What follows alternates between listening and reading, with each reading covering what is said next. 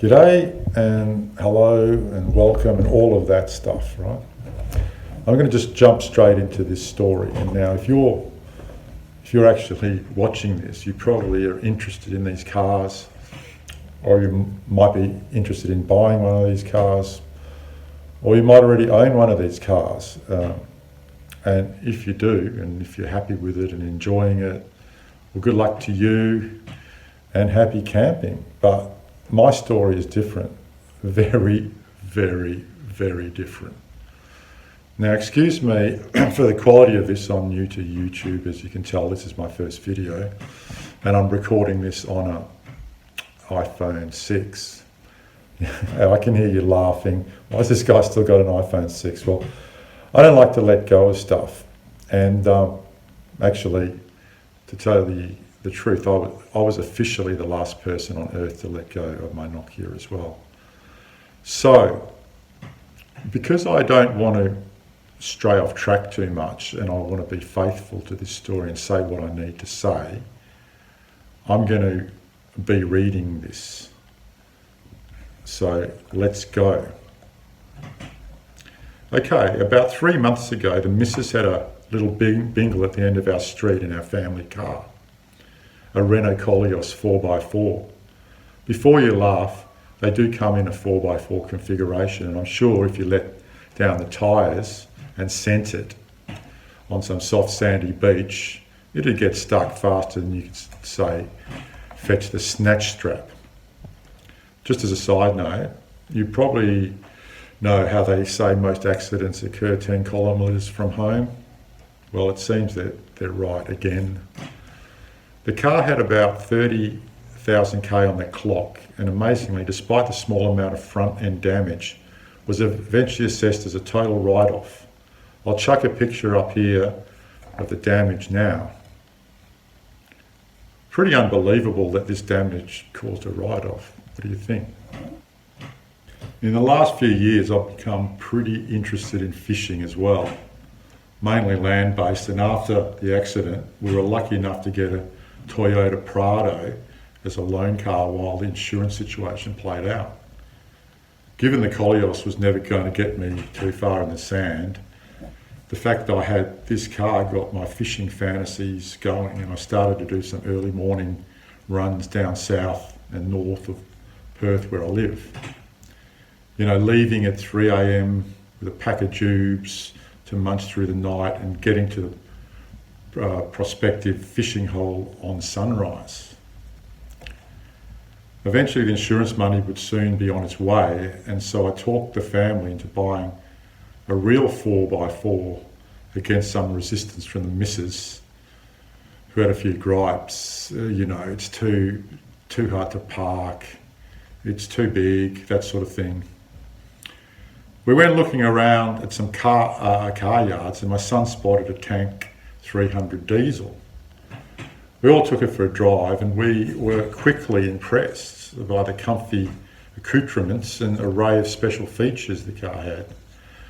I was particularly impressed and surprised by the drivetrain and how smooth the 9-speed gearbox felt. It seemed like a good cross between a city cruiser and a bush basher. So I jumped on YouTube to do my research and quickly started drinking the Kool-Aid put out by the influencers and YouTube car shills. Some of the stuff was quite hilarious, with some enthusiastic attempts to push these things up and down impossible hills and through big flooded tracks. I get it. Some people are right into four-wheel driving and 4x4 clubs and all, and I respect that. Different strokes for different folks. But some of the more extreme stuff done with these cars is just not realistic if you plan on keeping these cars for the long term. Eventually my research led me down rabbit holes and extreme clickbait that produced ridiculous stuff like this.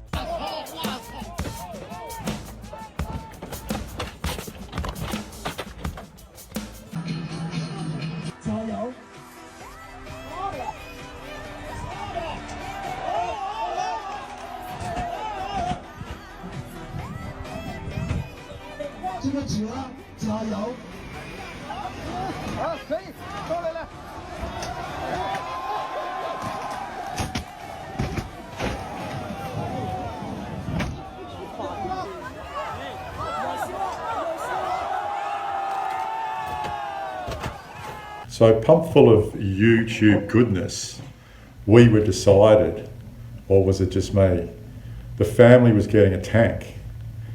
I even bought a whole set of rims and tyres from a lady with an orange tank who had upgraded to all-terrains and aftermarket rims. This was well before I even bought the car. My idea was that I would chuck a set of all-terrains on these rims and swap them out whenever I planned any more serious adventures. That way I could keep a good set of road tyres and rims and abuse the off-road wheels.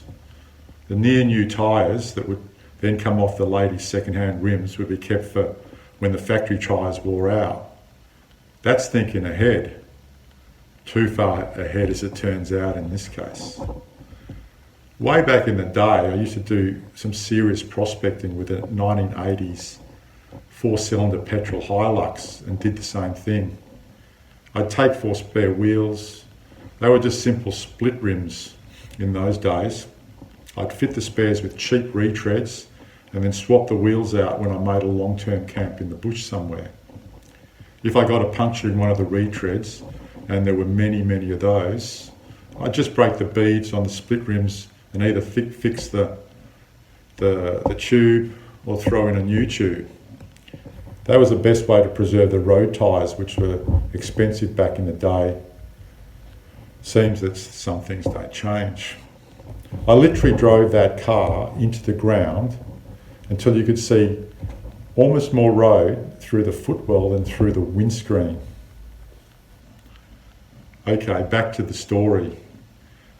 With the insurance money almost in our pocket, we headed down to the local GWM dealer near our house, and I took one more test drive before putting pen to paper and signing the deal that I'd soon live to regret. I couldn't get the car straight away at that time because there was a shortage of the tank diesels. My allocated car was on the high seas and on its way, so we needed to wait. The delivery day came around, and with family in tow we headed down to pick up the car with all the usual fanfare.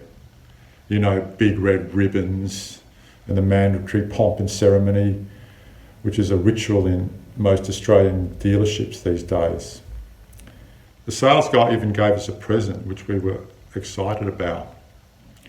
So we drive away in the tank and head down to the beach for a celebratory lunch. That afternoon and evening, my son and his cousin and I go for a test drive, checking out all the features and drive modes. My son is on L plates and his cousin's on Ps. For any foreign people watching, hello, for starters. And Ls and Ps are just plates that learner and probationary drivers have to put on cars while they learn how not to smash into us more experienced folks on the road. The next day, we just started using the car for regular stuff. And that evening, the missus and I picked up my son and his friend from tutoring that they were doing on Thursday nights.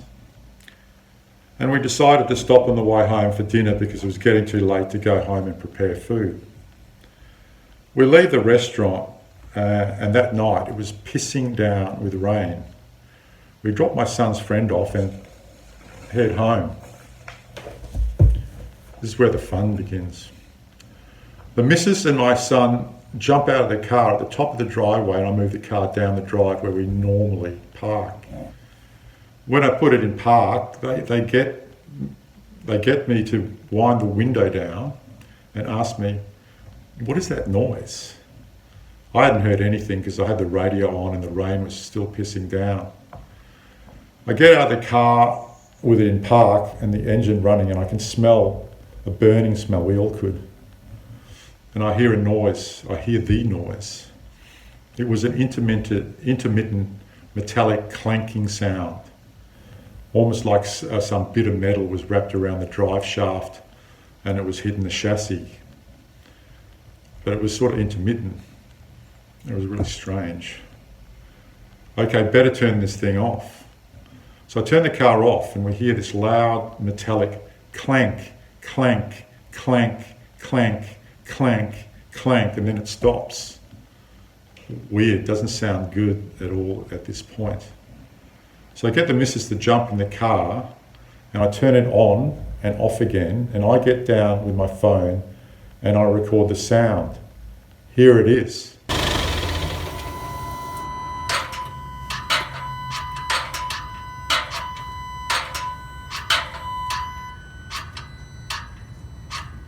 At this point, it's still raining, so I'm not in the mood to figure out where the sound is coming from. And we all head inside thinking, shit, what's wrong with this car? The next morning, I fire an email to the salesman and attach the video that I made the night before and ask him to advise. After a few more attempts to contact him, he rings me and says it's normal and something to do with the fuel system. I wasn't convinced and I asked if he could put it in writing, to which he replied, I'm not a mechanic. He advised me to contact the roadside assistance service, which I did through an internet portal, and a guy came out. Shout out to you, mate, in the unlikely event you're seeing this video. The guy checked out all the basics, you know, the oil, the water, looked for loose connections. And then I showed him the video, which he described as aggressive. I started the car for him and he got under it and located the rough source of the noise. The clank clank sound on the engine shutdown was still happening, but not as loud as the night before. Being a brand new car, it was decided to put a don't drive order on the tow truck request. We later got a call from the GWM roadside assist and they said they could pick the car up on the same day, but they would need to drop it to a depot over the long weekend and deliver it on the Tuesday to the dealer's service centre. We decided to leave it at our place over the weekend and opted for the Tuesday pickup. There was no sorry or sympathy from the salesman, whom I'd previously got on with pretty well. He seemed like a decent chap. And even though I told him my son had Year 12 exams the following week, there was no offer of a loan car. It wasn't until 11 days later we got contacted by the assistant service manager that we got offered a loan car, which I picked up that day. The assistant manager was actually a pretty nice guy to deal with and asked me to give him a rundown on what had been going on with the car. I won't go too much into the details of the back and forth that went on between the local service centre, GWM Australia and New Zealand, and myself in this video. I'll just say for now that GWM determined the noises to be coming from the exhaust back pressure valve, which is located downstream of the muffler assembly. And the smells we experienced that night were, quote, a common experience when the vehicle is first driven due to exhaust burning off. Even though we hadn't experienced much or any smells in the 33 hours we had the car prior to that night. The sound heard on the video was described by the manager of the service department as an, I quote, normal and as part of the exhaust actuator operation. I later discovered from a sales manager at another GWM dealership that the clanking noise on the engine shutdown was actually unusual to the degree which you can hear in that video, and he had never heard it to that extent in the many cars of the same type that he'd driven. He offered to start and stop another diesel Tank 300 for me, and I got down to the same level as my video was taken and didn't hear much of anything. The engine back pressure valve apparently is part of the emissions system, according to him. Without going into too much more detail, I continued to seek clarifications and assurances from the service centre manager and later a GWM representative in Melbourne. And we reached an impasse on something which seemed extremely trivial to me, but very important to them, which I might sketch out in a later video. Eventually, after 26 days from the day we last drove the car and made that video in the rain, we got this email from GWM head office in Melbourne. I've redacted the person's name, even though they only use their first name to sign off their emails. I'll read it now. Good morning, Alex. We would like to offer you further assurances that there is no manufacturing defect being found with your vehicle by advising you we have forwarded a video recording of your concern to head office, China's technical department, and they have concurred that it is a normal characteristic of the vehicle's operation. So that my little video made it all the way to China's technical department, wherever that is. Upon receipt of this correspondence, we kindly request that you make contact with the name of the dealership and advise them when you will be collecting your vehicle and returning their loan vehicle. Kind regards, first name of the person, customer service specialist. At this point, I returned the loan car immediately and advised GWM that I was seeking legal counsel and proceeded to contact some St George's Terrace lawyers. After legal consultations and considering the unbending view GWM had taken on this matter, I decided that it wouldn't be cost effective to challenge the company further. Australian consumer law offers little protection in this situation when a consumer is faced with such ardent resistance, particularly if it's coming from a large company and their head office. One option given by the lawyers was to get an independent expert report to confirm that the exhaust back pressure valve was faulty and reapproach GWM with the report. I figured that if I followed that advice, got the report and had found the part to be faulty, as I believe it is, GWM would just stick to their hardline approach and I'd just be stuck back in the same email loop I just escaped out of. One thing that Australian consumers still have a right to do in this country, though, is to complain. And I have a good rant. So listen up, China. I'm going to be very kind on you, actually, even considering the crap I've been through. Companies like Toyota have had a history in Australia going all the way back to the 1950s, when several commercial vehicles were imported into Australia on a small scale. When it comes to four-wheel drives, Toyota literally built our mines and our outback communities. They learned what we needed the cars to do, and they made them do what we wanted them to do. It's pretty simple for Aussies.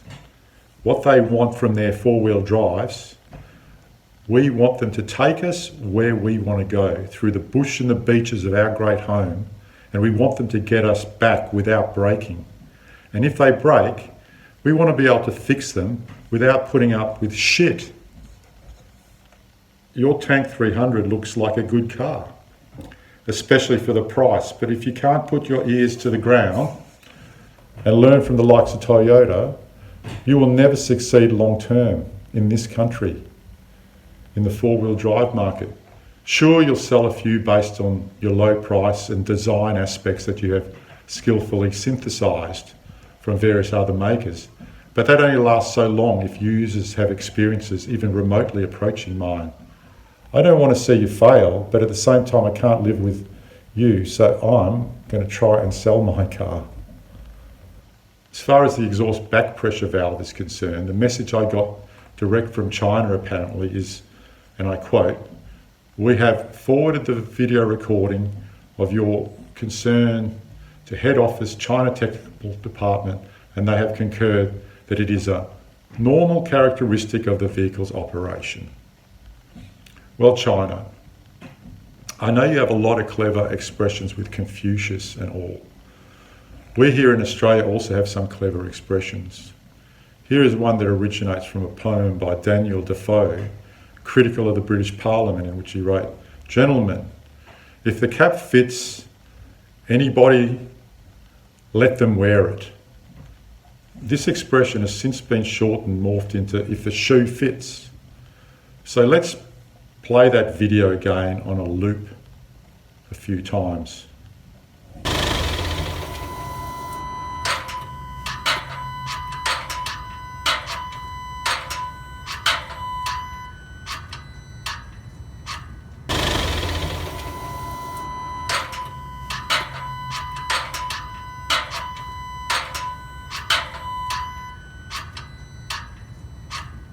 Normal? Really? I call that embarrassing. Imagine rocking up to the local shops and parking right in front of a nice, peaceful cafe. I don't want to be attracting that sort of attention in my car. When I did my initial research on the Tank 300 diesel, the company was boasting on the internet about achieving low engine noise, and I even saw engine schematics showing how the Chinese engineers had put baffling inside the engine to achieve noise of less than 68 dB. This is part of the reason I wanted one of these cars, because it seemed fairly refined. What is the point of doing all that work on the engine noise when your engine back pressure valve sounds like a piece of agricultural equipment from the early 20th century?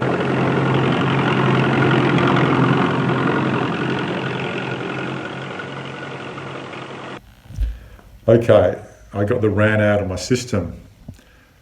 Let me know what you guys think in the comments. Have you heard similar sounds with your Tank 300 diesel, or is yours normal? Have you got any other similar stories? Or do you think I'm just a big whinging baby who should just suck it up and take it in the proverbial like everybody else has to? I don't know. Maybe you just say, well, why'd you buy a cheap Chinese car?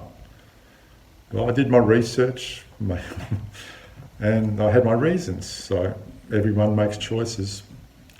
In any case, I'll bring you along on my journey to try and sell the car, so tune in if you're interested, and I'll see you then.